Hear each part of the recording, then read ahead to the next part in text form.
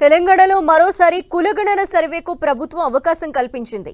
సర్వేలో పాల్గొనని వారికి ఈ నెల 16 నుంచి 28 వరకు తమ వివరాలు నమోదు చేసుకోవాలని డిప్యూటీ సీఎం భట్టి విక్రమార్క తెలిపారు.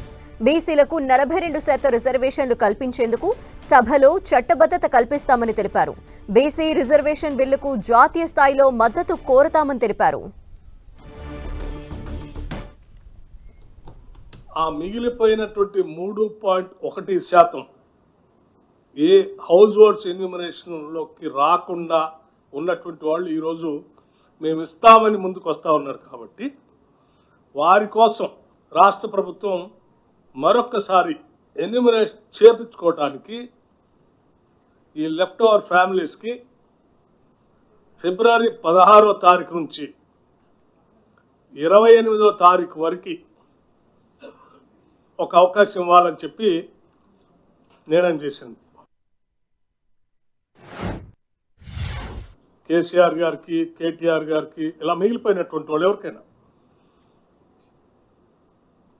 మరొక్కసారి అవకాశం ఇస్తా ఉన్నాం. మీరు ఈ రాష్ట్ర జనాభా లెక్కల్లో వచ్చేటట్టుగా చూసుకోండి. ఈ రాష్ట్ర జనాభా లెక్కల్లోకి మీ అందరిని రావాల్సిందిగా విజ్ఞప్తి చేస్తూ ఉన్నాం. మరొకసారి అవకాశం ఇస్తున్నాం. మీకు లెక్కల్లోకి వచ్చి జనజీవన స్రవంతిలో కలిస్తే మంచిదని కూడా చెప్తా ఉన్నాం. 42% రిజర్వేషన్ ఇవ్వటం కోసం పొలిటికల్, ఎడ్యుకేషన్, ఎంప్లాయ్మెంట్ 42% రిజర్వేషన్ ఇవ్వటం కోసం మార్చి మొదటి వారంలో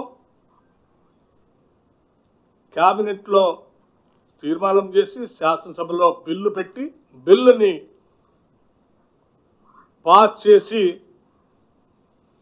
కొన్ని దశాబ్దాలుగా ఈ రాష్ట్రంలో ఎదురు చూస్తున్నటువంటి బలహీన వర్గాలకి చట్టరూపంగా ఒక చట్టబద్ధతను కల్పించడం కోసం నిర్ణయం తీసుకోవటం జరిగిందని ఈ సందర్భంగా మీ అందరికీ తెలియజేస్తా ఉన్నాం. ఈ ప్రభుత్వం నుంచి ఒక ప్రతినిధి బృందంగా ప్రధానమంత్రిని కలుస్తాం. కేంద్ర ప్రభుత్వానికి సంబంధించిన పెద్దలందరినీ కలుస్తాం.